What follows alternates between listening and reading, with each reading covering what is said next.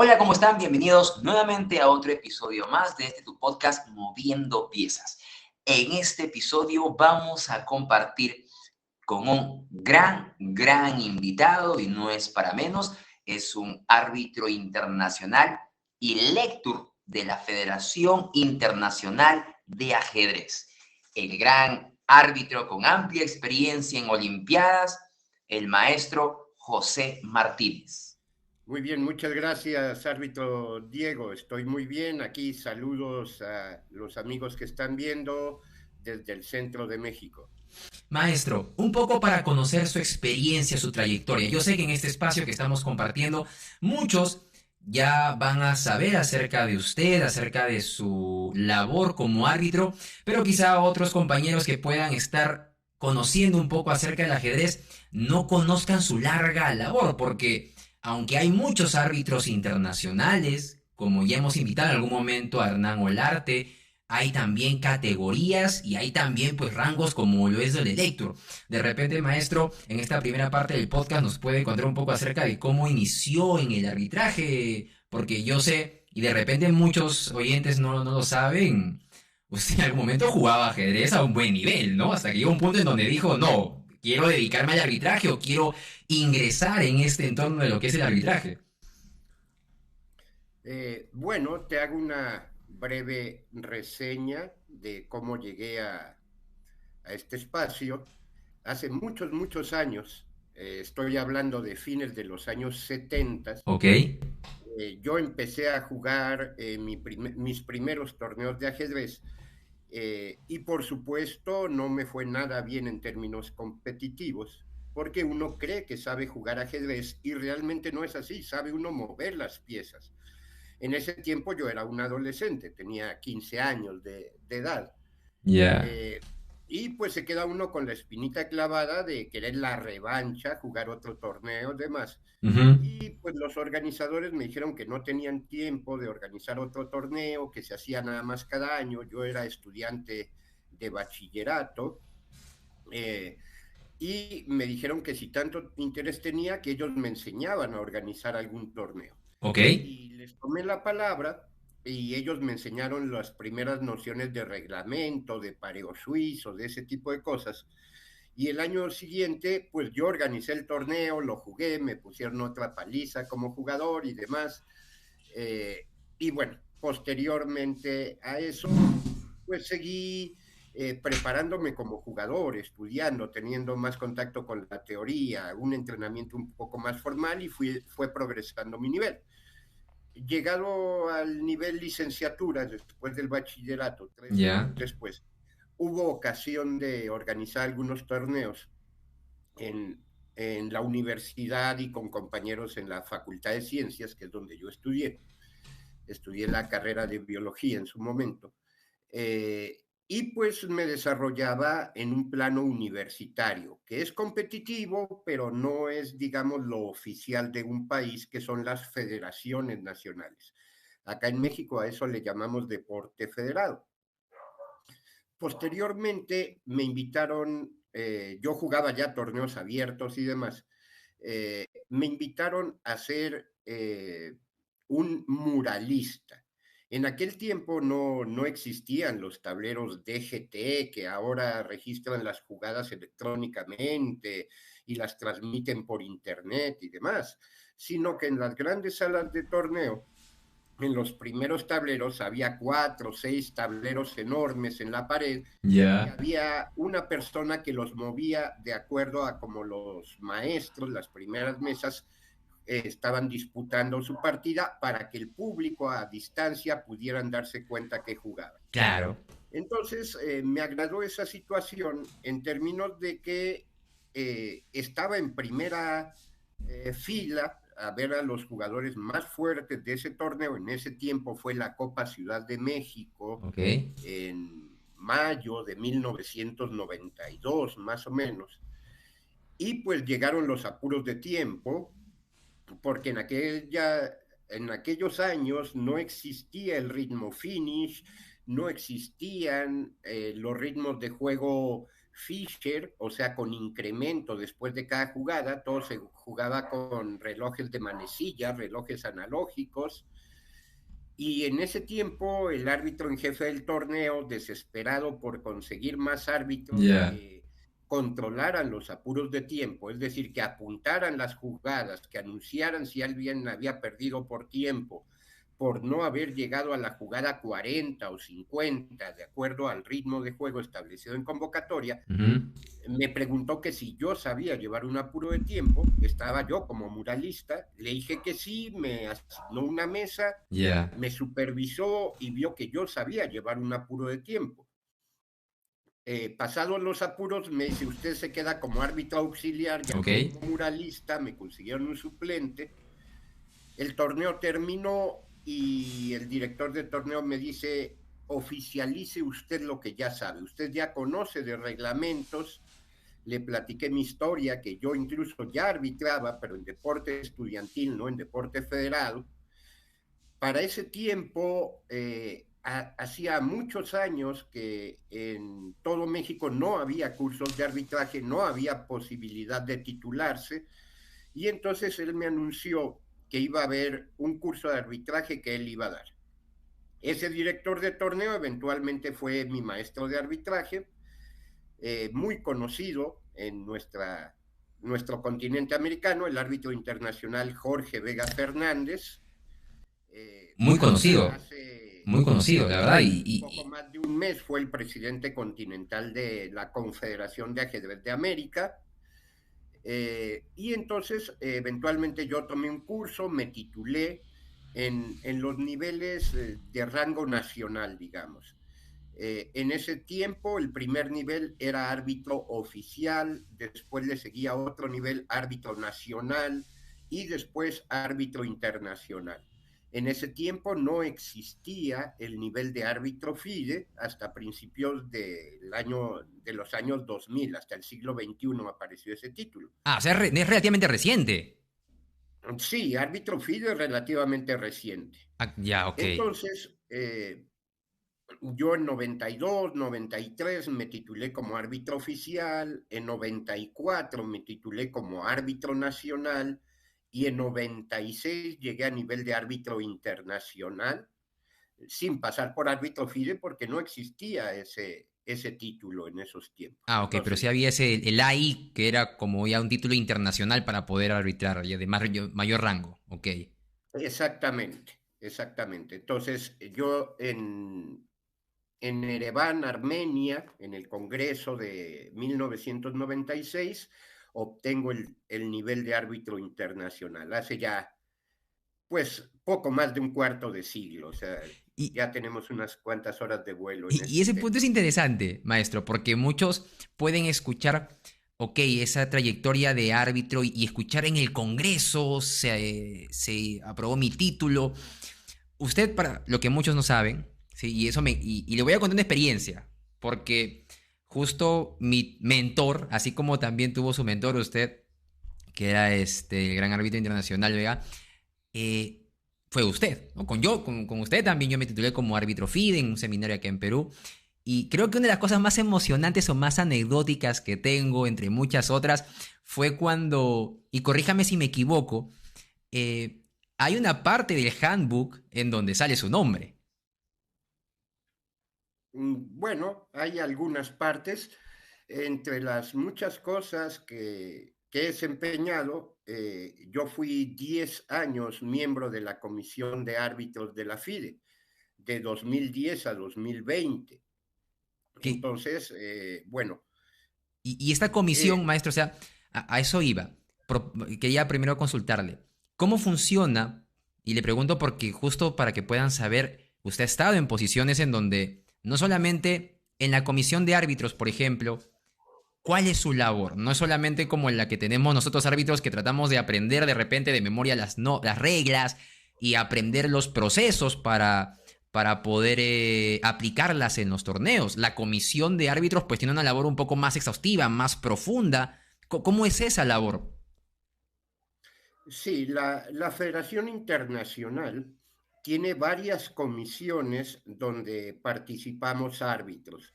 Está la comisión de árbitros, la comisión de reglas, la comisión de pareos suizos, la comisión técnica, la comisión calificadora, y cada una de esas comisiones tiene un área específica de trabajo.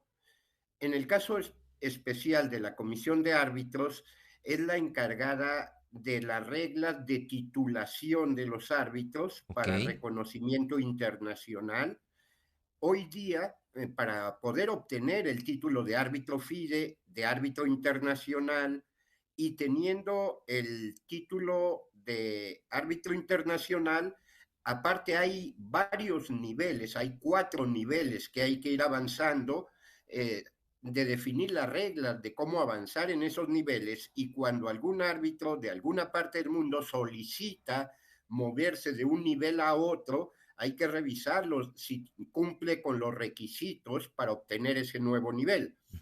Igual, cuando los árbitros de nivel nacional que tienen una licencia para reportar torneos a la FIDE cumplen con una serie de requisitos, es decir, normas, actuaciones como árbitros en torneos reportados a la FIDE, más la aprobación de un seminario internacional. Cuando cumplen esos requisitos, entonces se pueden titular de árbitros FIDE.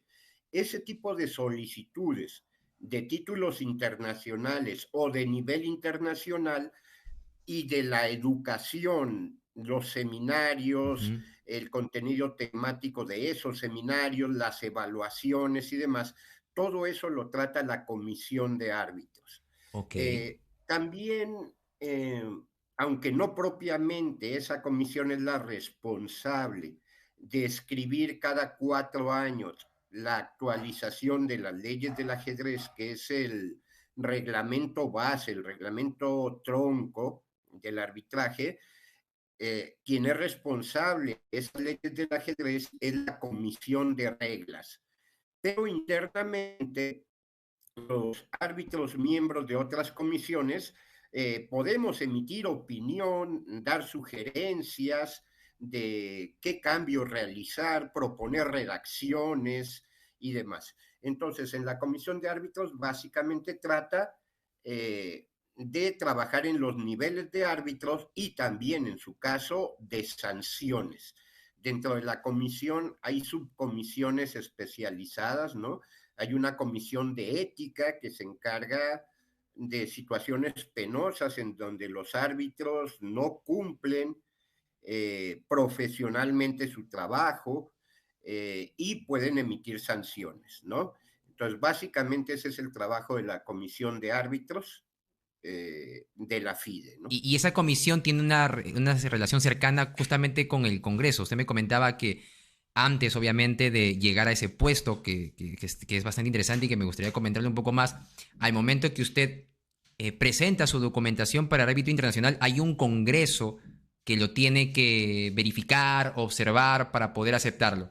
Ese Congreso está formado justamente por miembros de la comisión de árbitros, o de repente se lo presenta a la comisión de árbitros para que lo evalúe, o la comisión de árbitros simplemente pone los parámetros y cada congreso evalúa la aceptación o la aprobación de cada árbitro que postula, pongámosle así, ese título.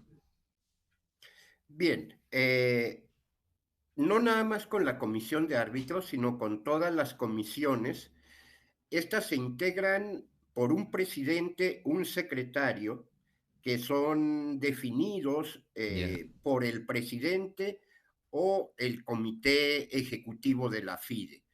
Y además tienen varios miembros que son especialistas en la materia, y esa comisión puede llegar a tener 10, 15 integrantes que definen las cosas por votación. Hay un congreso cada año, sea año olímpico o no, y ahí se estudian las propuestas. El Congreso es la máxima instancia de decisión, tanto política como administrativa, de la FIDE.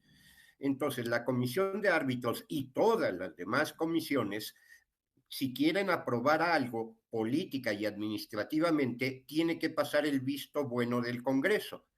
En el Congreso llegan esas propuestas o solicitudes de títulos o de ascenso de niveles. Ujú. Y normalmente el Congreso las aprueba por un proceso que se llama aclamación. Ok, ¿Cómo es eso?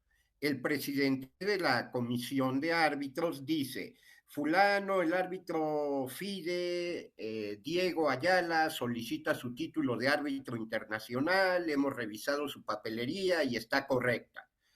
El árbitro fulano de tal país, igual, y entonces el Congreso lo que dice es, por unanimidad, aprobado si nadie se opone. Eso se llama aprobar por aclamación. ok. Es básicamente un requisito, ¿no? Entonces, el Congreso le da voto de confianza a las comisiones de trabajo generalmente. Ya. ¿Cuándo no es generalmente?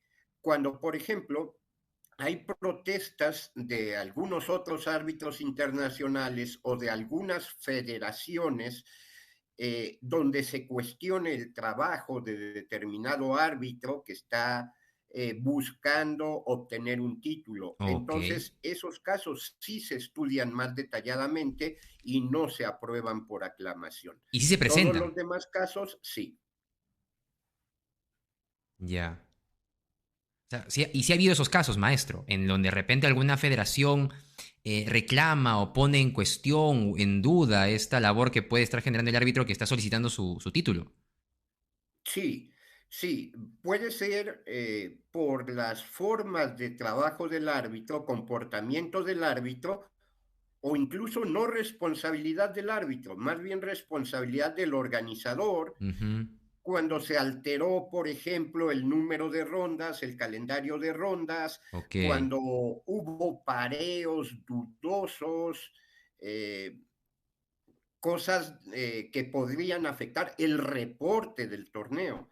Y si ese torneo es invalidado, obviamente se invalida la norma que se le otorgó a ese árbitro. Claro. Y al no tener esa norma, quizás no alcance a cumplir los requisitos completos para obtener un nuevo título. Entonces, a veces es responsabilidad de los árbitros, a veces no, a veces es responsabilidad de los organizadores Claro. o de las federaciones. A las cuales muchas veces debemos. Es verdad. Maestro, y bueno, imagino que ya conforme vayan escuchando el podcast, la mayoría se haya dado cuenta, como muchos nos hemos dado, que prácticamente conversar con ustedes es tener una enciclopedia andante, ¿no? Que tiene muy claro los procesos, las reglas, las normas, los artículos, y sale a resaltar una pregunta. ¿Cómo fue no solamente su experiencia, sino cómo es que usted llega a ser lector, que es justamente, ahora me imagino que lo va a comentar para todos, para que entendamos qué es exactamente lector, pero cómo llega a tener esa posición, ese cargo en la FIDE, que muy pocos tienen, la verdad, no solamente a nivel de América o Sudamérica o Norteamérica, sino también a nivel mundial. Bueno, antes de tocar ese tema, falta explicar lo de los niveles. Claro. Inicialmente, los árbitros inician trabajando, como es lógico, en su país, normalmente, ¿no? Y desarrollan un determinado nivel que hace que su federación nacional les solicite una licencia ante la FIDE para que puedan reportar torneos válidos para rating internacional. Ok.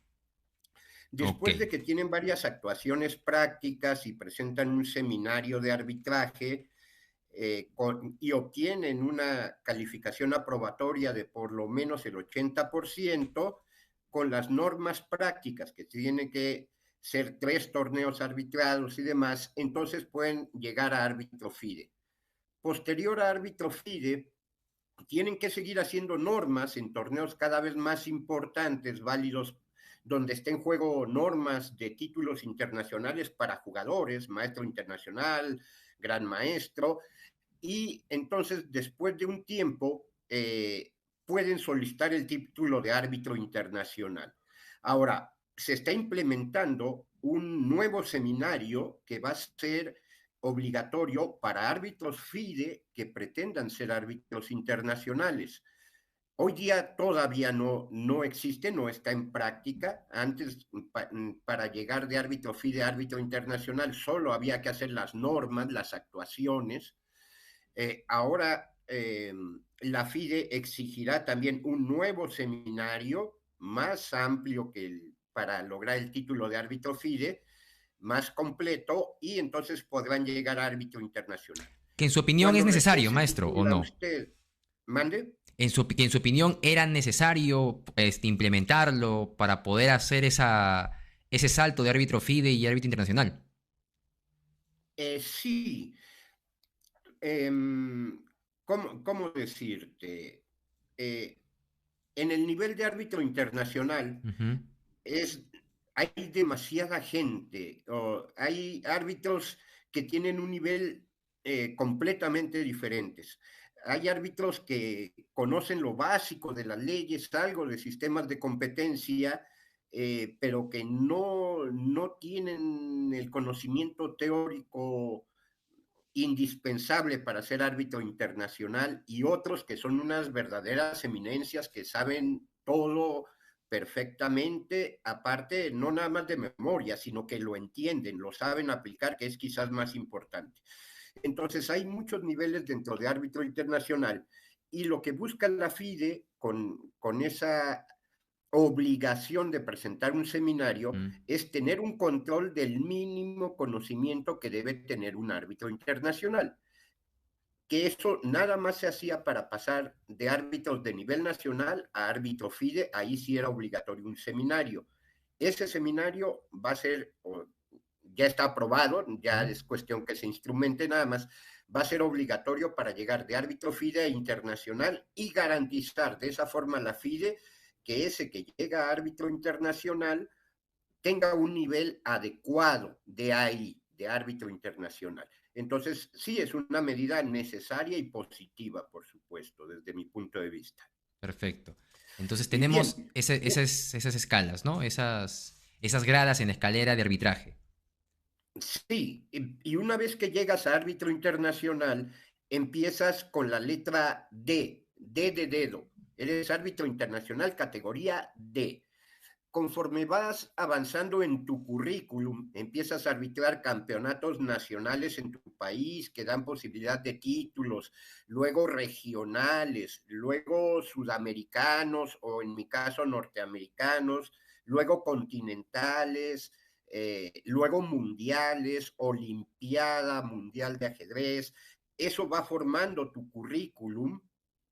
Entonces, en la medida que avanzas, hay una serie de requisitos para pasar de árbitro internacional categoría D a árbitro internacional categoría C. Cuando tienes más currículum pasas a categoría B, y cuando tienes más currículum aún pasas a la máxima categoría, que es categoría A. O sea, hay 4 niveles dentro de árbitro internacional. Y para esos niveles es experiencia, ¿no? Currículum, torneos, eventos, no hay otro seminario, no hay otra evaluación ni nada por el estilo. Exacto, es currículum. Y ese currículum está establecido en el Handbook, capítulo B06, títulos internacionales de Ok. árbitros, y de acuerdo al número de eventos y del nivel que sean los eventos, aquí te marcan cómo puedes ir pasando de un nivel a otro. Perfecto. Y bueno, eh, lo de Lecturer, que fue tu pregunta original, Ujú. tiene que ver con eso. Recientemente, en el Congreso, si no mal recuerdo, 2018, en Batumi, antes de la pandemia, en Batumi, Georgia, la ex República Soviética, al sur de Moscú, se acordó que para ser lecturer había que tener categoría A o B de árbitro internacional. No era suficiente ser árbitro internacional, sino tener cualquiera de las dos principales categorías, las más elevadas, Ujú. ¿no? Ese es un requisito. Otro requisito es haber participado por lo menos en 3 seminarios como asistente de lecturer, como ayudante. En un seminario para árbitro FIDE, que es el que existe, hay un responsable del seminario que es el lecturer, es el principal, y tiene un ayudante. Normalmente es un árbitro local, Ok. que también es árbitro internacional, y que con eso, con ser ayudante de ese lecturer, dar parte de ese seminario, consigue una norma de lecturer. Con Cuando solo se ser parte, consiguen con solo ser ayudante nada más. exacto, cuando se consiguen 3 normas de ayudante de lecturer, entonces sí puede uno solicitar el grado de lecturer. Lecturer aproximadamente debemos ser unos 70 más o menos en todo el mundo, que 70 somos lectores, los que 70 árbitros que capacitamos tienen... a los árbitros FIDE y Ujú. eventualmente a los árbitros internacionales. Esa era mi pregunta. Entonces, ahora que usted es lector y si se abre el nuevo seminario para poder dar el salto de árbitro FIDE a árbitro internacional, los lectors que ahora están dando los seminarios para árbitro FIDE automáticamente también van a estar avalados para dar los seminarios de árbitro FIDE para árbitro internacional. ¿O va a ser necesario que tengan de repente ciertos requisitos adicionales los lectors que actualmente están en el mundo? Mm, Eso aún no se ha determinado con precisión. Lo más lógico es que haya requisitos adicionales. Ujú. Em, Desde hace 4 años que asumió la presidencia de la FIDE Arkady Borkovich de Rusia, hubo modificaciones en las comisiones, y en la comisión de árbitros hubo una especie de reclasificación Ok. de 4 niveles para determinar qué árbitros pueden participar en qué tipo de eventos y demás.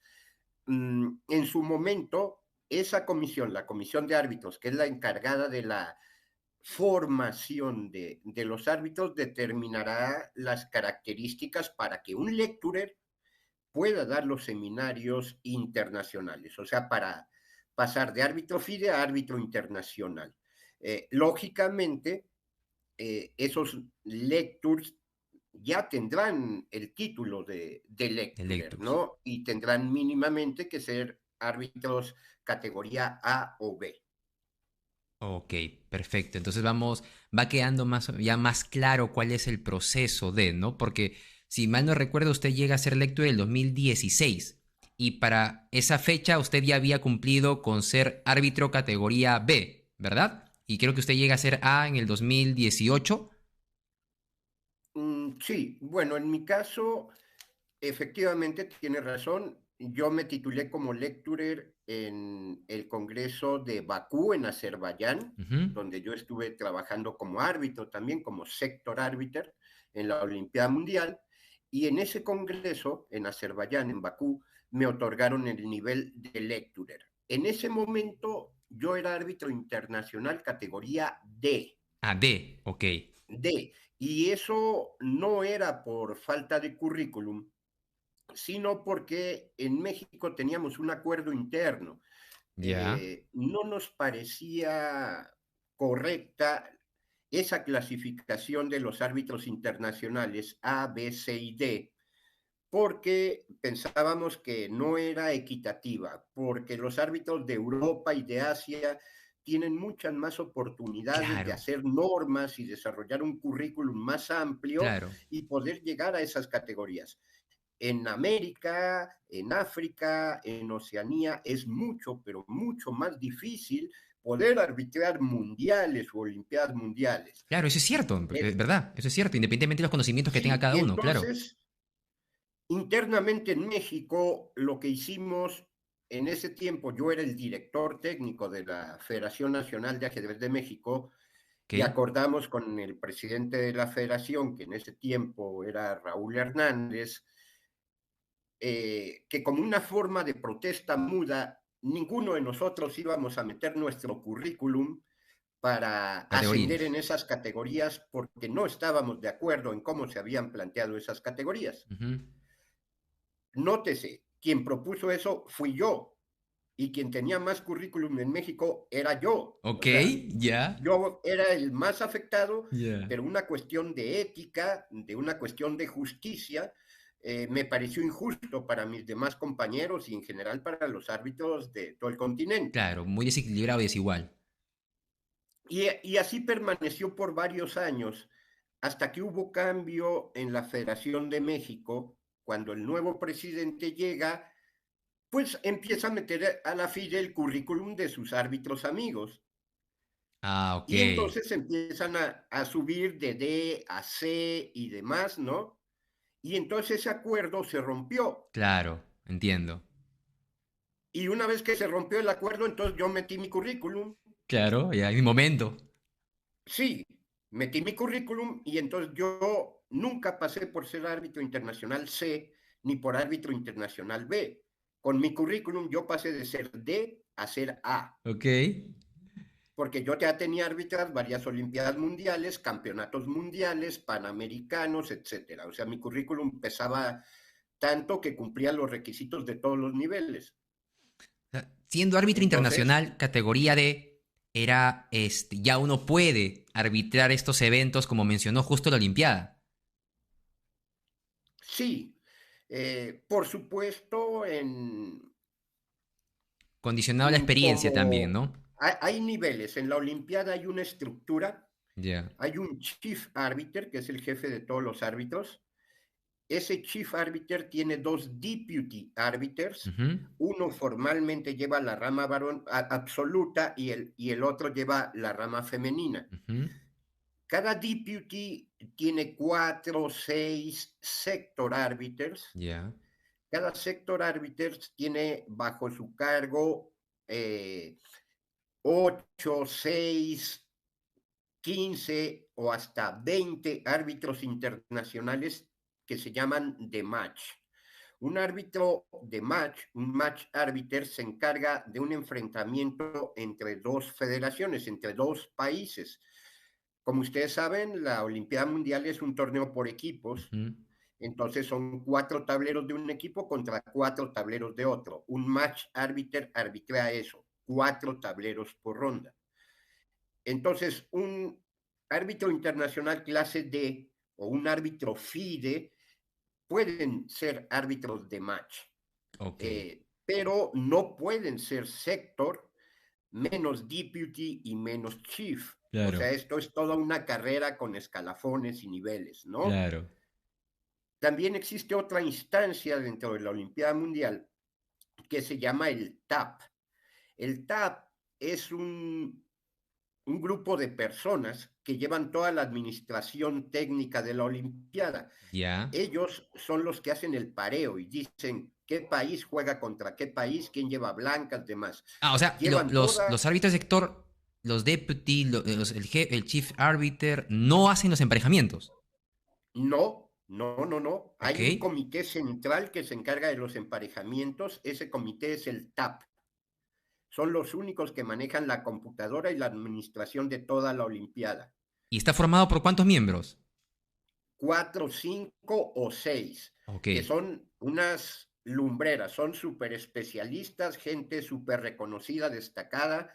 El TAP, digamos, no se ve en la prensa, en público, están Ya. encerrados en un cuartito con sus máquinas, trabajando como locos, ¿no? Es Ya. gente muy, muy competitiva, muy capaz, ¿no? En el manejo de los programas de ajedrez y también en el arbitraje. O sea, es la cream del arbitraje también, pero que está tras bambalinas. Exactamente. Ellos se encargan no nada más de hacer los pareos, hay un pareo especial de Olimpiada. Es Mm, parecido al sistema suizo, pero no es igual. ujú. Se encargan también de llevar la contabilidad de las normas de los jugadores, Ok. quién obtiene título de MI, gran maestro o norma, sencillamente, no título, quizás norma. Ellos se encargan de las premiaciones de los torneos. Como ustedes saben, cada rama, la absoluta y la femenil, están divididos en 4 grupos. Del número de federaciones inscritas se divide entre 4 y entonces hay grupo 1, 2, 3 y 4 y hay premiación por cada grupo. Entonces el TAP es quien define esos lugares, define también las medallas. Hay quien dice, fulano fue medalla de oro en el cuarto tablero, felicidades. Bueno, en el cuarto tablero, ¿cómo se definió esa medalla por rendimiento, no? Hay reglas que cumplir. Y también en qué grupo está. Hay medalla de Claro. oro al cuarto tablero en el grupo 1, grupo 2, grupo 3, grupo 4. Quien determina y lleva la contabilidad de todo eso es el TAP. Es la Ok. gente administrativamente más capaz, ¿no? Claro, porque hay muchas variables que manejar. Sí, sí, sí, tienen muchísimo trabajo. Yo no los envidio en lo más mínimo, ¿no? Es mucho trabajo, mucha responsabilidad. Es gente muy destacada que no sale a reflectores, pero que es gente, bueno, a estos niveles hay que ser especialista, ¿no? Claro. Eh, Ellos sabrán mucho eso técnicamente, sabrán manejar las computadoras con precisión y demás, aplicar las reglas, pero también es importante saber arbitrar sobre tablero, ¿no? Tener el tacto de poder llevar bien la competencia. O sea, cada quien se especializa en determinada rama, ¿no? Que justamente eso me nace una pregunta para saber un poco acerca de su trayectoria, porque creo que es algo motivador y que incentiva a muchos árbitros a escuchar la carrera que usted ha tenido desde árbitro en la Federación de México, árbitro oficial, ¿no? Árbitro nacional y toda esa carrera arbitral que ha venido presentando. En toda esta experiencia, habiendo también arbitrado olimpiadas, ¿qué cualidad, qué característica usted resaltaría, ¿no? Que es quizá no la más importante, difícil de repente ponerla en esa etiqueta, pero sí entre las más importantes de un árbitro. Porque uno puede decir, bueno, arbitrar es aprender las reglas y aplicarlas, y quizá, bueno, no saben de los casos o casuísticas que se pueden presentar en un momento, que también muchos lo pueden dar solución o encarar. Pero así para usted, con toda la experiencia que maneja y los múltiples torneos internacionales que ha tenido que arbitrar, ¿cuál diría usted que son o es, dependiendo si hay más de una, esas cualidades que hacen que, ok, no, este es un árbitro, pero así, de árbitros, así como lo que me mencionaba que estaba en el TAP? Sí, bueno, doy una muy rápida reseña. Después de llegar árbitro oficial y trabajar varios torneos en México, llegué a Nacional, Ujú. después llegué a Internacional en 96, arbitré prácticamente todos los campeonatos nacionales que había en México, algunos eventos internacionales, zonales, por ejemplo, un par de iberoamericanos, luego panamericanos, algunos de ellos en Lima, por allá con ustedes en Perú en 2012, si no mal recuerdo, un Sí. festival panamericano de la juventud, como árbitro en jefe y demás. En 2010 eh, tengo mi primera asistencia a la Olimpiada Mundial como match arbiter, arbitrando un país contra otro, 4 tableros, y me toca ir muy lejos, me toca ir hasta Kasti-Mailzik, hasta Siberia Occidental, al Ese fue otro su primera lado del Olimpiada mundo. en Siberia. Sí, en Siberia Occidental. Un paréntesis, y Eh, ese viaje, o sea, ¿cómo fue la noticia, la impresión de que le dijeran, árbitro, va a viajar a una Olimpiada y después, sí, pero va a ser, pero va a ser en Siberia, por si acaso? ¿Cómo fue esa sensación, esa experiencia? bueno, yo ya tenía alguna trayectoria en eventos internacionales, Ujú. pero pues solo aquí en el continente americano. Claro. Irse tan lejos, pues bueno, por supuesto que da nervios, además es un halago, que confíen en uno, Ujú. eh, y pues hay que asumirlo. O sea, si no sale uno de su área de confort, nunca va a progresar. El que no arriesga no gana, Exacto. y entonces hubo que prepararse y nos fuimos para allá, ¿no? Entonces, primero brincar el charco, brincar el océano, ¿no? Llegamos a Londres, de Londres a Moscú, en Moscú nos concentramos un día, y de ahí vuelo charter de la FIDE a Siberia, más al este, hacia el hielo, ¿no? Uf, ya. Y bueno, por allá estuvimos, y bueno, hay varias cosas que son importantes entender. Eh, Sobre todo son cosas de actitud, cosas más bien psicológicas. De pronto eres el mejor o uno de los mejores árbitros en tu país o en tu continente, y llegas a una Olimpiada Mundial y te conviertes en un paria. en lo más bajo que hay, lo más humilde. Eso no es fácil de asumir. Entender tu papel Ok, en el nivel que te toca trabajar, ¿sí? Entonces, ese es un primer golpe. Un segundo golpe ok, es entender las cosas administrativas. ¿Cuáles son tus responsabilidades como árbitro de match? Bueno, arbitrar un país contra otro, pero también que las piezas estén bien colocadas, los relojes bien programados. Hay algo que se llama el protocolo. El protocolo es una hojita en la que los árbitros de match tenemos que apuntar cada media hora el número de jugada en que va cada jugador, tanto blancas como negras, y el tiempo que marcan sus relojes. Eso es en determinado momento por si el reloj tiene alguna falla, por si el reloj se le acaba la batería, por si hay algún reclamo, siempre por lo más que nos puede pasar es que hace media hora tomamos el tiempo y tenemos una evidencia de los tiempos que marcaban los relojes. ujú, Ese formato se llama protocolo y hay que seguirlo religiosamente, ¿no? perfecto. En los eventos grandes en nuestro continente y demás, ese protocolo no se sigue porque no hay suficiente cantidad de Sí, árbitros complicado. para poder atender cada media hora, estar apuntando eso, ¿no? Claro, Eh, pero bueno, aquí estamos hablando de la élite, de la Olimpiada ya. Mundial. Ahí sí tenemos que cubrir ese requisito, ¿no? Y una vez que van terminando las partidas, vamos recogiendo las papeletas y vamos llenando otro formato que es un reporte de resultados, donde tiene que firmar el árbitro con cada capitán del equipo y entregarle eso a su jefe inmediato en el escalafón, que es el sector árbitro. Y ahí pues nos califican. A la vez, cada que acaba una partida, tenemos que retirarles algo que depende del torneo, depende del año de Olimpiada, era la green card o la yellow card, la Com- tarjeta verde o la tarjeta amarilla, que aparte del gafete de jugador, trae cada jugador que está compitiendo. En el momento en que termina su partida y deja de competir, le retiramos esa tarjeta amarilla o verde y entonces tiene que abandonar la sala de juego. No se permiten espectadores.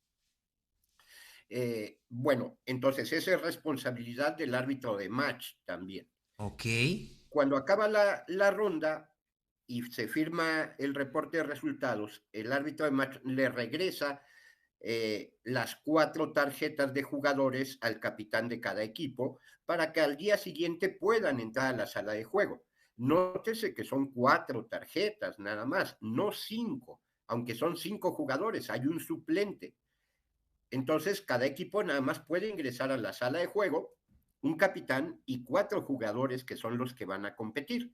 El suplente no tiene derecho a entrar a la sala de juego. ok. Entonces, bueno, esos son trabajos que te tienes que acostumbrar como match arbiter. Primero, adaptarte psicológicamente a tu nueva realidad, Ya, empezar a picar piedra desde abajo de nuevo, ya. acostumbrarte a los mecanismos administrativos y luego te das cuenta, si quieres progresar, que en la Olimpiada está prohibido equivocarse. Eso no lo dice ningún reglamento, pero son tan grandes los intereses que no te puedes equivocar. Debes tener gran seguridad en ti mismo, tienes que tener gran conocimiento y profundidad de las reglas,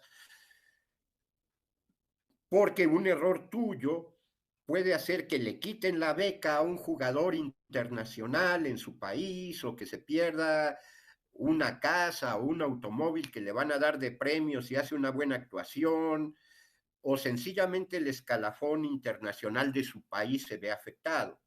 O sea, hay demasiadas cosas en juego, demasiado importantes como para una negligencia, un desconocimiento, un error de un árbitro genere todo ese tipo de problemas. Es decir, no te puedes equivocar.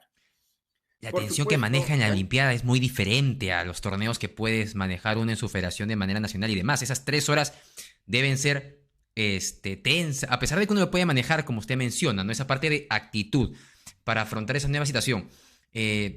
Coménteme, porque claro, de repente muchos árbitros, me incluyo, no lo hemos vivido, pero la cantidad de tensión de repente que tiene que estar manejando en ese momento es alta.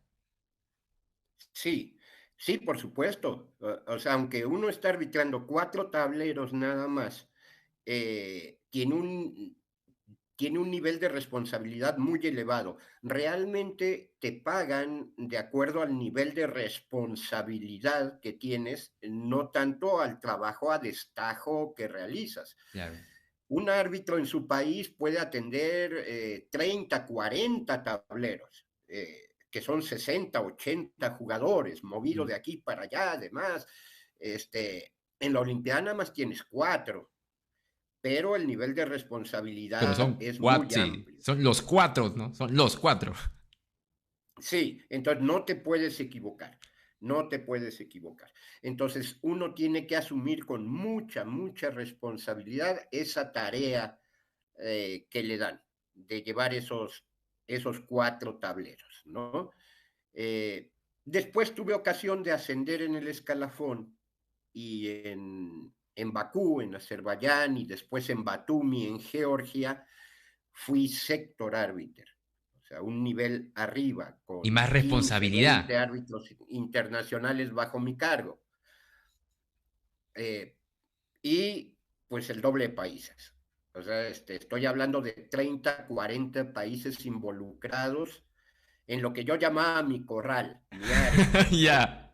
Entonces, imagínate el nivel de presión, de responsabilidad que debes de cumplir, ¿no? Claro, y ahí viene mi pregunta, maestro. O sea, usted tenía que estar así como mamá gallina detrás de sus árbitros de match, ¿o cómo hacía? Claro, claro, yo tenía que revisar, por ejemplo, algunos árbitros que es su primera Olimpiada llegan y dice 4 tableros, muerto de la risa, se sientan, se les olvida cada media hora apuntar en el protocolo los tiempos y las jugadas. Y bueno, cuando se les olvida, para eso está el látigo, está el árbitro de sector que le dice, oye, cumple con el protocolo, párate y trabaja, ¿no?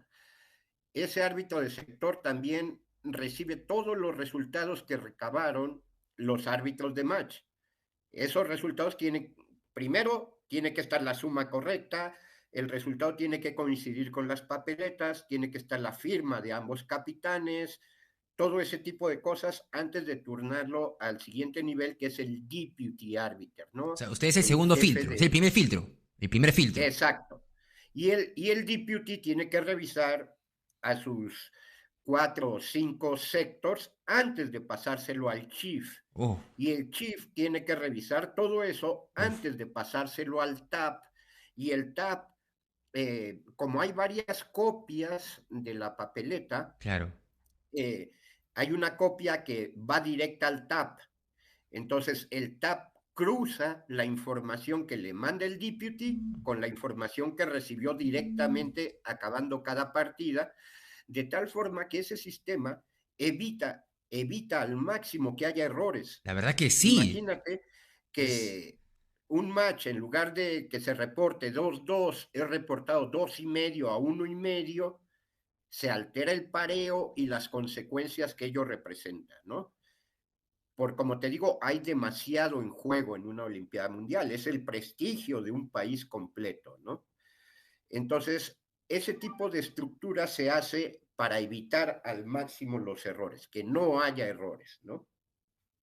es un proceso bastante largo. La verdad que yo no imaginaba todo ese paso a paso, esos filtros que puede tener al momento de generar solamente los resultados. Entonces, en este caso, el momento de arbitraje, bueno, primero fue de match, luego de sector. En las últimas Olimpiadas Sí. fue de sector.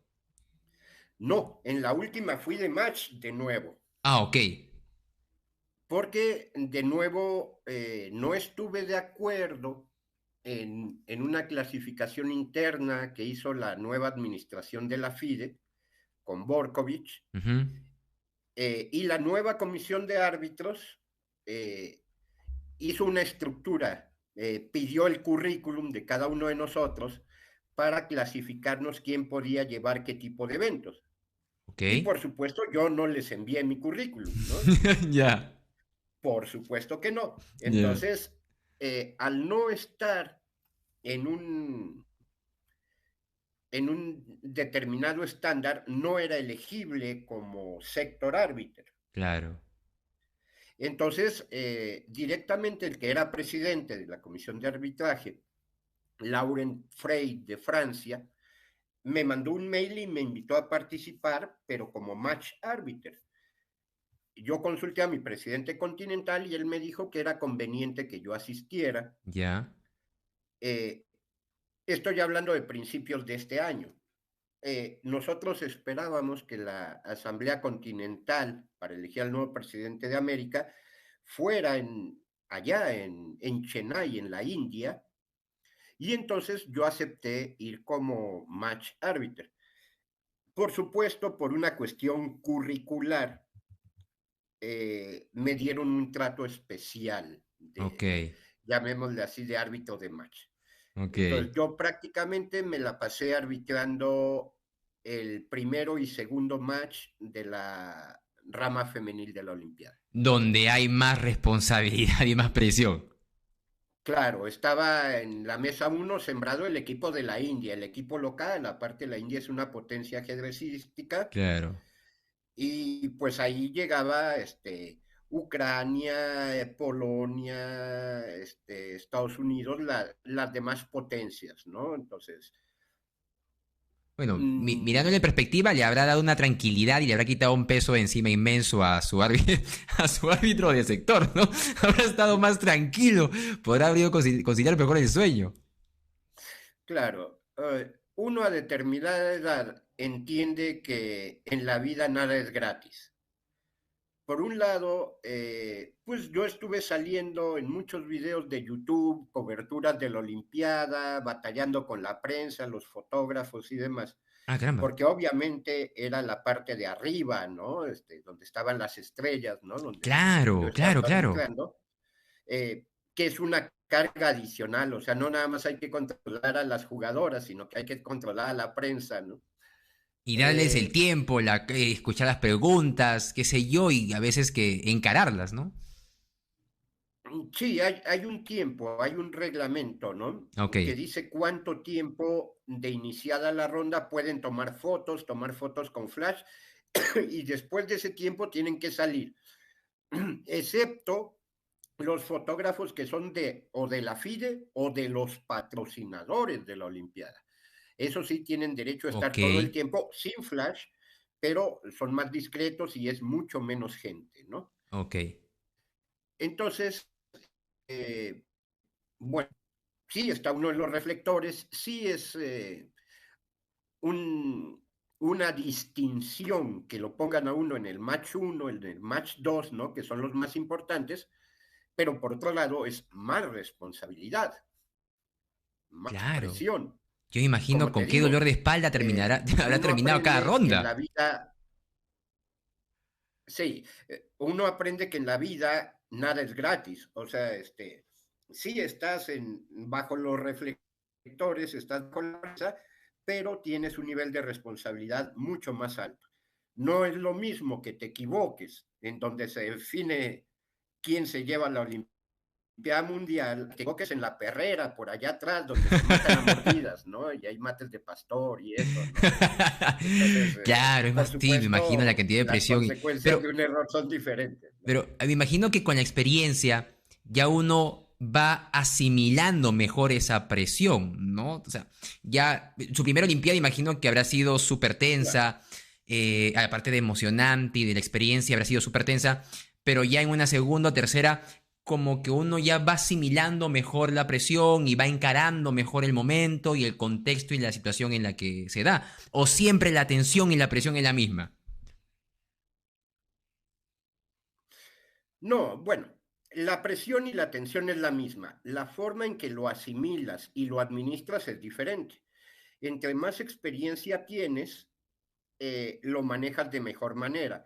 Además de que, pues ya sabes el tipo de conflictos, entre comillas, que puedes tener, ¿no? Ujú. Ya sabes cómo controlar a los capitanes, por ejemplo. El capitán nunca puede tener contacto visual con su jugador, tiene que caminar a la espalda de sus jugadores. A veces, por ejemplo, el capitán sale por un café y cuando regresa está frente a sus jugadores. Un árbitro con experiencia vigila los ojos del capitán y los ojos del jugador, que no se hagan señas, que que no haya esa comunicación. Entonces, eso, el saber trabajar esas situaciones, te da más seguridad, más confianza y lo ves como algo cotidiano, es algo que ya dominas, que ya manejas, que lo haces casi, casi hasta con los ojos cerrados, ¿no? No dejas de estar alerta. Lo peor que puedes hacer es bajar la guardia y decir, ya lo sé todo. No, siempre hay que estar alerta, siempre hay una nueva cosa que saber, ¿no? Tienes que coordinarte con otras gentes. Eh, tenemos el enemigo más grande que existe para el ajedrez, que es el doping electrónico, las trampas que se hacen por el uso de módulos y demás. Tan así que hay un sector árbitro que tiene un equipo de árbitros a su cargo que se encargan de prevenir las trampas, de estar vigilando que los competidores, los capitanes, no traigan celular, no traigan ningún dispositivo electrónico, no traigan audífonos, aparte de todas las medidas de seguridad de los arcos detectores de metal para entrar a las salas de juego y todo ese tipo de cosas, ¿no? Sobre el terreno hay árbitros encubiertos Ah, que no encubiertos, o traen sea, muy gafete a la aparte de los vista. demás y demás, y encubiertos. Sí, o sea, si hay un jugador que se está parando muy seguido al baño, en determinado momento el árbitro sector de anti-cheating, anti-trampas, bueno, le han cambiado anti-trampas por juego limpio, que es más políticamente correcto. Ok, claro.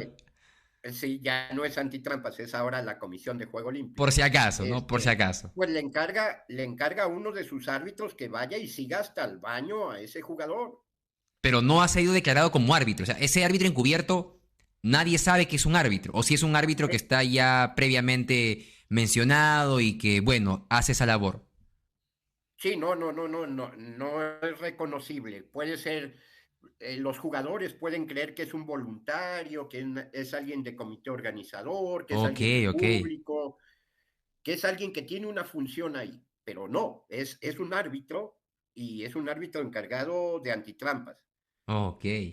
Ya. Ver si platica con alguien, ese jugador o jugadora que se para constantemente, si tienen escondido algún dispositivo en los baños, o sea, el doping electrónico es un gran enemigo de las Y, trampas. y tomando en cuenta eso del doping, me gustaría saber su opinión, su interpretación y demás, porque aunque es un caso que ya pasó, ya sucedió, tuvo su momento de frenesí, a tal punto que hasta memes por todas las redes salieron en otras actividades, el caso que se presentó de Niman con Carsen y que hubo todo un movimiento, hasta ahorita creo, bueno, la de demanda, un poco más hasta se hace una serie en Netflix que va a buscar desterrar a Gambito de Dama. Ese caso en particular, ¿qué opinión tiene usted? Con toda la experiencia que maneja, que tiene, ¿qué opinión tiene? ¿Qué interpretación? ¿Cuál es su punto de vista respecto a ello? Bueno, es un caso muy polémico porque pues realmente el único que sabe con la precisión absoluta si hizo o no hizo trampas fue Nieman en este caso. Ujú. Fuera de eso, eh, las especulaciones y juicios se hacen de acuerdo a las evidencias que hay. Evidencias indirectas. O sea, nadie esculcó a Nieman, nadie le detectó un aparato electrónico encima, ¿no? U oculto. Mm, no hay una prueba fehaciente. Hay análisis de sus partidas, ¿no? Que coinciden con las jugadas que sugiere el módulo. Esos son indicios, Ujú. no son pruebas concluyentes al 100%. Eh, hay polémica al respecto. Y todavía no termina ese caso, tan así que está la demanda, ¿no? Sí. Que ha interpuesto por las acusaciones que ha recibido de tramposo y demás. Todavía ese caso no acaba, no somos nosotros las personas indicadas para dar un juicio, ¿no? Cada quien podrá tener su opinión y demás, pero pues en su momento serán otras instancias las que determinen si fue culpable o no, de acuerdo a esas evidencias indirectas de las que se trate, ¿no? Lo que sí tenemos claro los árbitros es que el enemigo que puede destruir al ajedrez humano es el ajedrez electrónico. Los módulos, si bien nos ayudan para entrenar como auxiliares, demás, eh, los humanos no podemos competir contra las máquinas, están muy encima de nosotros, ¿no? Ver los ratings que tiene AlphaZero, Stockfish, los módulos, ¿no? Están muy, muy por encima del rating del propio campeón mundial. Lo que tenemos muy claro es que tenemos en torneos entre humanos que evitar que se asesoren los jugadores con esos módulos, con ese doping electrónico que se llama. Y por eso es que aparece inicialmente la llamada Comisión Antitrampas, después Comisión de Juego Limpio, aparecen los arcos detectores de metal en las entradas de las salas de juego y una vigilancia pues más exhaustiva, ¿no? Y sí, importante justo lo que me comenta y muy, muy aclaratoria que sea la respuesta que usted da, ¿no? Que esas evidencias no son contundentes, que hay evidencias que dan indicios y que hay que valorarlas como tal. Y eso quizá es una valoración que usted comparte que nos deja ver, pues, cómo debe interpretar un árbitro, ¿no? Cómo ve las situaciones, un árbitro desde ese aspecto técnico. Y justo tocando esa parte técnica, maestro, porque bueno, ha sido mi mentor durante, y lo sigue siendo incluso, y de muchos árbitros, creo yo, de Latinoamérica.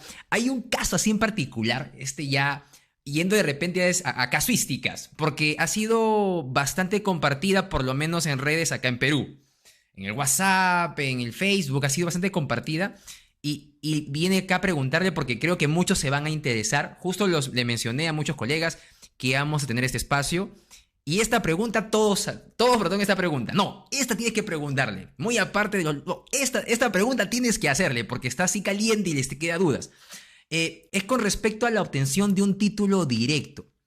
Lo que sucede es que acá ya ha habido bastante discusión entre entrenadores, árbitros y demás por el hecho de obtener un título directo. ¿Qué pasa? De repente, para ahondar un poco en el tema, en ajedrez se puede obtener un título directo obteniendo un campeonato regional, ¿no? Muy aparte de los requerimientos de Elo que se dan y los requerimientos de normas que un deportista debe obtener, ¿no? En varios torneos internacionales, con maestros titulados y demás, hay la posibilidad de obtener un título directo obteniendo un campeonato regional. Y con regional hago referencia a panamericano, sudamericano y demás.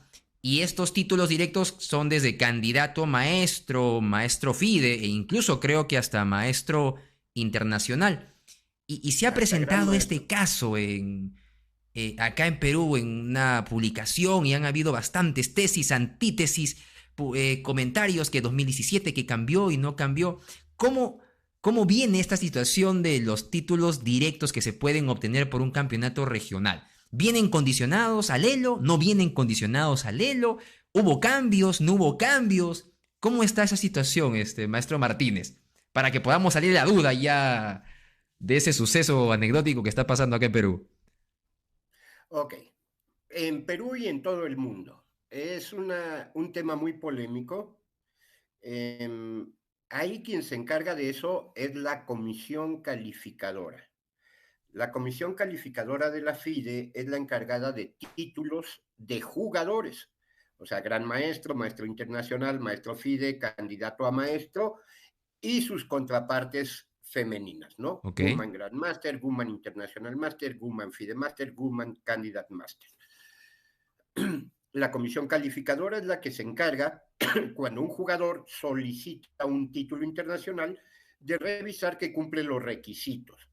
Es decir, maestro FIDE, por ejemplo, absoluto, hay que llegar en algún momento a 2.300 de ranking internacional y con eso es suficiente para pedirlo.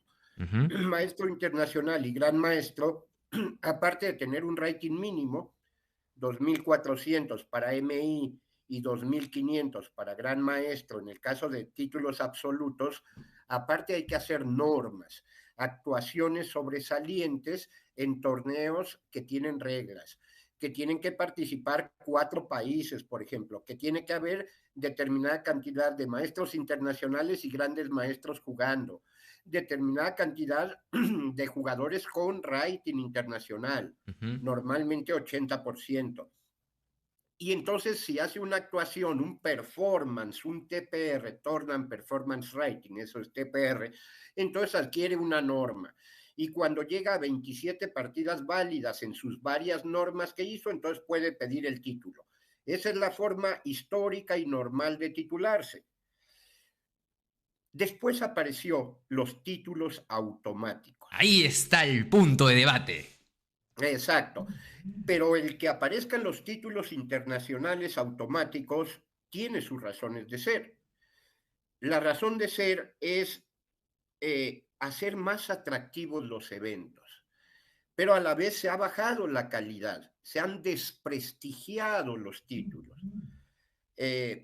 Por ejemplo, si usted gana el campeonato panamericano sub-10, automáticamente es maestro FIDE. No necesitó llegar a 2.300 de rating. Si usted gana el campeonato mundial sub-20, automáticamente es gran maestro. Uf. Por ejemplo, ese mundial lo llegó a ganar tu paisano, mi tocayo, José Martínez. Claro. José Martínez Alcántara. De hecho, yo estaba de árbitro en ese torneo. Ya. Pero, en el caso particular de Pepe Martínez, mi tocayo, él en ese torneo, con esa actuación, ganó el campeonato mundial sub-20 y también hizo norma de gran maestro.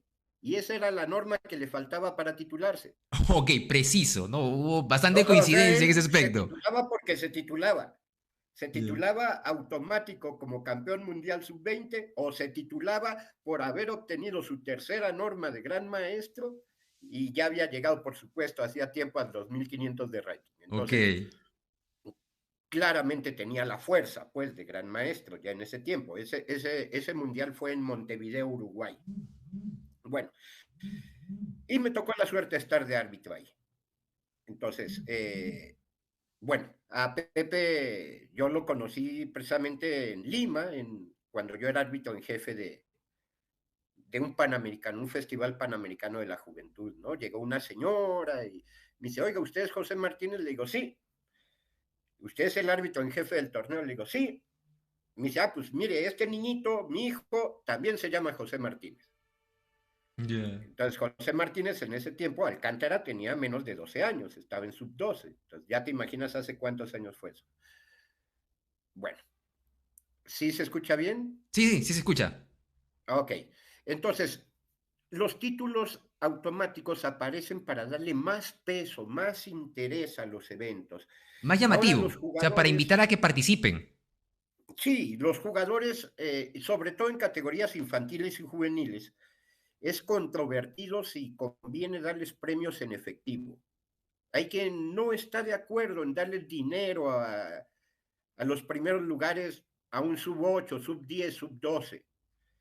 Darle premio en especie, una computadora, software, sí, buena alternativa. los viáticos a un torneo importante, pero hay quien dice que se corrompe a la juventud, a niños o tan jóvenes de darles dinero en efectivo.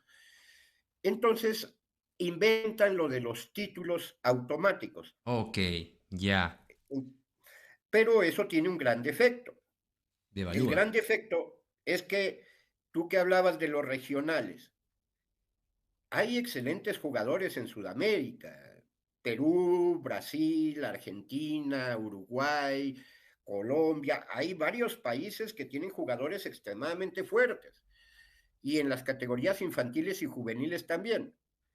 Pero independientemente de que tienen buen nivel, no tienen el mismo nivel que Europa, o que Rusia, o que China, o que la India, y no tienen el mismo nivel en África o en Oceanía. Y esos torneos regionales o continentales que otorgan títulos automáticos, tú ganaste tu continental, tienes derecho a tal título. Bueno, el nivel de esos torneos es totalmente diferente de acuerdo al continente en donde estés jugando. Algo similar, una analogía a lo que usted me mencionaba de los títulos de árbitro, ¿no? Del currículum que exigían. Claro, hay una desigualdad ahí. Hay desigualdad.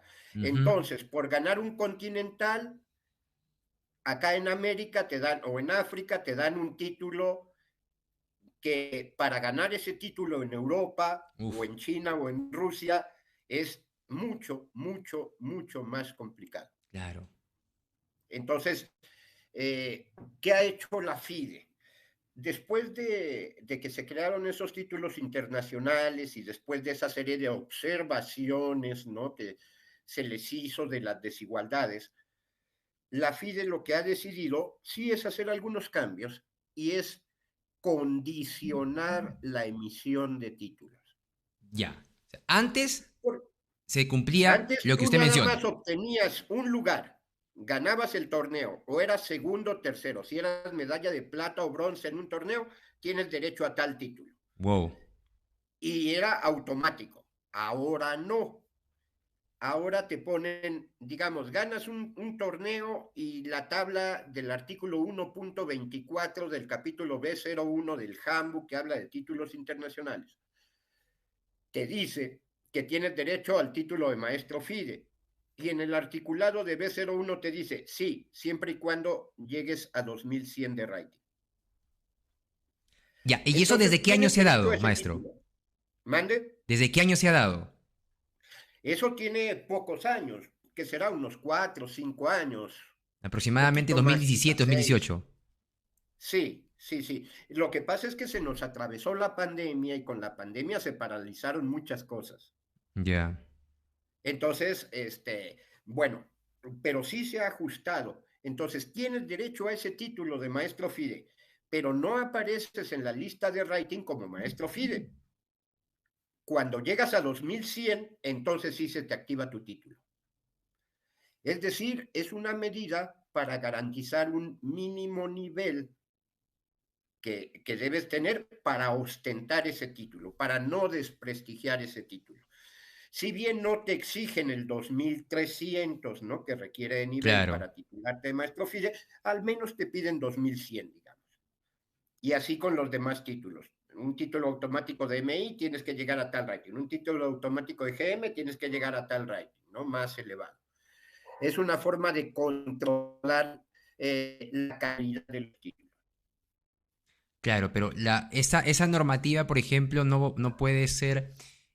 ¿A qué me refiero? Si yo obtuve mi título por campeón sub 10, mi título de candidato a maestro, eh, o maestro FIDE, el 2016 y el 2017-18 cambió la norma, mi título sigue. No, esa ya norma es del 17-18 para adelante.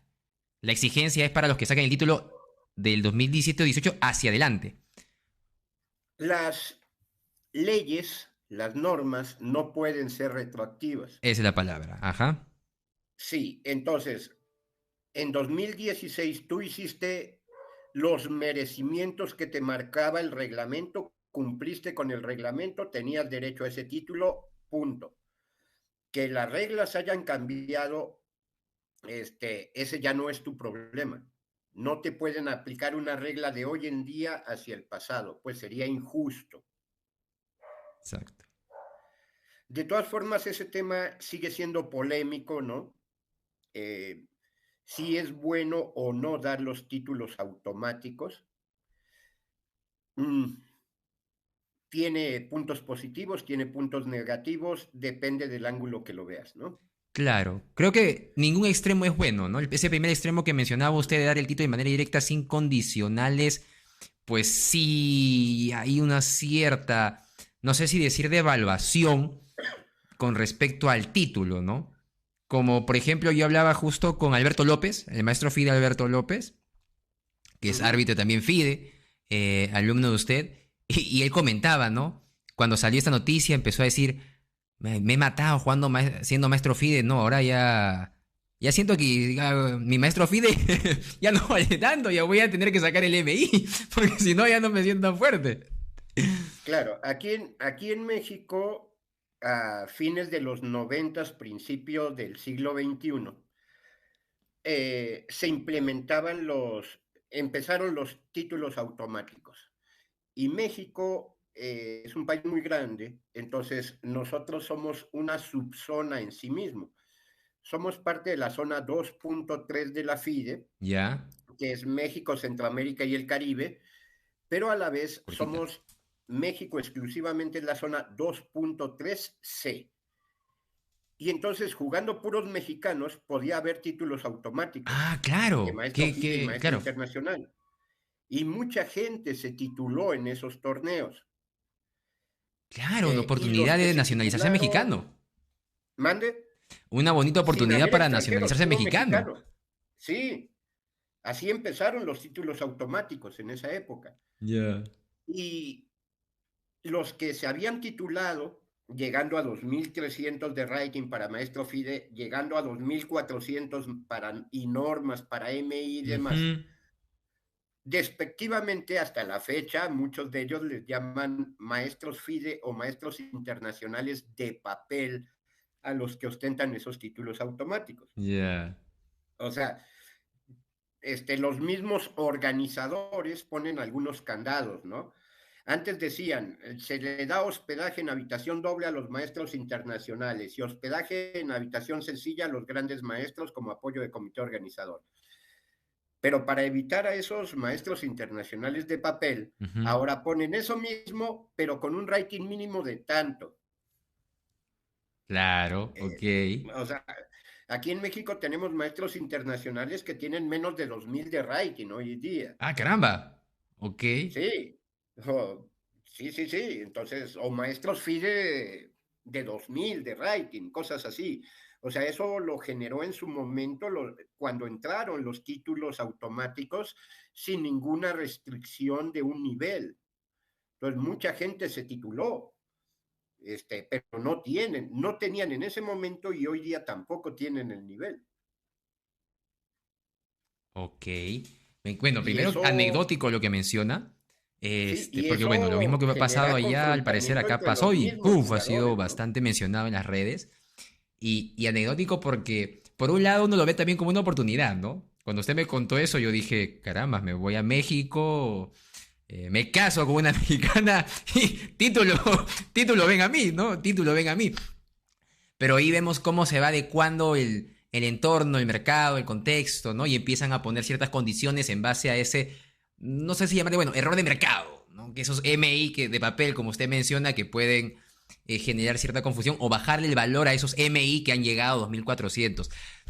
Sí, sí, en cierta parte es cierto. Y un punto bastante interesante porque, oh sorpresa, a pesar de que usted, como usted menciona, ¿no? Eso se cambió el 2017 aproximadamente, 2018. A estas alturas, 3 años después, sale a reducir un caso en donde se ve el título y el elo y empiezan las discusiones. Pero creo que con este espacio que hemos podido conversar, dialogar y aclarar ese punto, va a absolver, creo yo, bastantes dudas en esas discusiones que se han dado en estos momentos por esos títulos de papel que se daba de manera automática. Y actualmente prevalece así, ¿verdad, maestro? Actualmente están esas Sigue condiciones dadas. condicionado a un ranking mínimo para que te pueda aparecer tu título. Quien tiene la última palabra en términos legales es la comisión calificadora, eh, que aparte es una amiga nuestra, la árbitro internacional Sabrina San Vicente de Uruguay. Ujú. Ella es la presidenta de la comisión calificadora de la FIDE hoy día. La acaban de ratificar hace 2, 3 días. Ya lo era y la acaban de ratificar. El árbitro Sabrina está al frente de esa comisión que revisa este tipo de casos. Ok, Y entonces no dejará de ser polémico. Como te digo, depende de qué ángulo lo veas. Si tú eres un organizador, eres un presidente de federación, dices, benditos sean los títulos automáticos porque viene mucha gente a mi evento buscando esos títulos y no tengo que darles dinero o una premiación que me cueste de mi bolsa, si lo buen ves como punto. organizador. Si lo ves como jugador, hay jugadores que dicen, fácil, me meto a un torneo de esos y me titulo de inmediato. Habemos otros que pensamos de otra manera. a fines de los 90, principios de los 2000, yo me negué como árbitro a llevar esos torneos porque me parecía inmoral, injusto para los jugadores que habían cumplido con las normas para titularse, casi regalarles el título a otros jugadores en un título automático en un evento. Y por supuesto también me negué a jugar, o sea, me negué a participar como árbitro y me negué a participar como jugador. Que lo pudo hacer, porque usted tiene un Lo elo. pude hacer y seguramente hoy tendría un título de maestro FIDE o maestro internacional. Sí. Imagínate qué cosa tan salvaje. Algún amigo mío obtuvo el derecho a tramitar su título de árbitro FIDE, pero había que pagar los derechos de expedición de título de maestro FIDE cuando tenía 1,600 de rating nacional. Pero era un personaje que no tenía recursos económicos, no pagó los derechos de expedición de título y por eso no fue árbitro FIDE. Entonces el nivel estaba por los suelos. Claro, los títulos ya empiezan a devaluarse por sí, ¿no? Hay gente que dice, yo no estoy haciendo ninguna trampa, a mí me ponen esta oportunidad, yo cumplo los requisitos, tengo derecho a ese título. Y de alguna forma tienen razón. Sí, en cierto punto tiene razón. No está haciendo ninguna trampa, está cumpliendo los requisitos que le piden. Pero sí, lo injusto es para los jugadores ya titulados que tuvieron que hacer un esfuerzo mucho, mucho mayor para obtener ese nivel o ese grado de título, ¿no? Es cierto, y eso hace que pues siga siendo polémico y como todo en la vida, todo es perfectible y todo se puede ir mejorando y la FIDE está en ese tenor. La FIDE está ajustando. La última forma que ha ajustado es así, poniendo un rating mínimo para poder acceder a esos títulos automáticos. Perfecto. Muchas gracias, maestro, por aclararnos esa duda. No solamente a mí, sino también a muchos que van a ver el podcast en vivo. Vamos a hacerle un clip especial a esta parte que hemos hablado para que, ok, vean el video y después discuten. Vean esta información y después discuten. No, vean el video y como me enseñó mi maestro, y yo se lo repito a los que han sido mis alumnos, y a ti te consta, porque tú pasaste por algún seminario conmigo. Sí. Mi maestro Vega me decía, yo llegaba con una inquietud, maestro, árbitro, tengo esta duda, lea el reglamento. No, pero ya lo leí y eso, lea el reglamento. ¿Qué dice aquí? Y es cierto, las dudas salen estudiando el reglamento. Entonces, esto que dices, qué bueno que lo vean algunos árbitros y demás, y esta gente que tiene inquietud y tiene en esa polémica de los títulos automáticos. Después de ver el podcast, váyanse al handbook, capítulo B01, que son títulos internacionales para jugadores, y ahí pueden leer las condicionantes, los candados que hay de rating mínimo para poder solicitar esos títulos automáticos. Es decir, no crean en nosotros así a ojos cerrados, para eso está el reglamento. Entonces, hay que ir a la fuente, hay que ir al handbook, al reglamento, ¿sí? Entonces, qué bueno si le resolvimos la duda a alguien, que le dimos un punto de vista diferente, pero lo que resuelve el caso es que esté en el reglamento, que esté escrito en la ley. Buena enseñanza. Como siempre, maestro, no hay día que no deje de aprender algo, deje de enseñarme, creo yo, no solamente a mí, sino también a muchos de los árbitros que hemos tenido esta formación y esta bonita actividad por distintos motivos, ya sea como en su caso, porque justo faltaba un árbitro y así empezó la historia, o otros por de repente por pasión, muchos como el maestro Olarte y pasaron de la misma manera, ¿no? No habían árbitros y crea esa necesidad y ahí empieza la trayectoria de esta bonita actividad dentro del ajedrez que es el arbitraje. De nuevo agradecerle por el tiempo y el espacio que se ha dado para compartir en este podcast. Maestro Martínez, siempre agradecido de compartir su conocimiento, sus puntos de vista, sus apreciaciones, teniendo como base la experiencia que usted tiene. Yo sé que incluso para contar más todas las experiencias que usted debe tener y el grado de conocimiento que tiene, pues capítulos faltarían de grabar, pero nuevamente gracias por haber compartido este podcast y poder llegar a muchos árbitros que estoy seguro van a apreciar bastante lo que han podido escuchar de usted. No, hombre, muchas gracias a ti, Diego, por invitarme a esta plática. Yo tuve el gusto en los 3 seminarios internacionales que di en tu país, allá en Perú. En alguno de ellos participó tu señor padre, en paz descanse. Sí. Han participado muchísimos árbitros. Muchas gracias por invitarme también a ser parte del desarrollo del cuerpo técnico allá en Sudamérica, ¿no? Algunos peruanos, algunos paisanos tuyos tomaron seminario conmigo en Colombia, por ejemplo, ¿no? Y pues otros en Perú, ¿no?